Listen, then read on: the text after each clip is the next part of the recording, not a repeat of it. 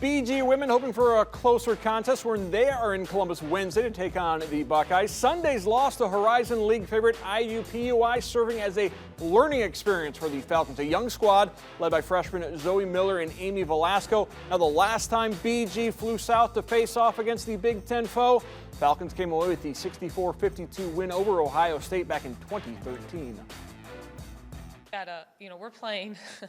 We're really young, and I love our team, and there's a lot that we're learning about too, about what we can do and what's good, and ways to simplify, so that we can be all on the same page and move together. So great test for us early in the year. I don't know much about Ohio State yet either, because I've tried to always focus on the game right in front of us, but playing a really good team obviously helps you prepare to play another really good team. I mean, IUPUI took Michigan to overtime their first game of the year, so they'll be different. I'm sure it'll be a different style and a different matchup, but Ohio State will be a really good test too.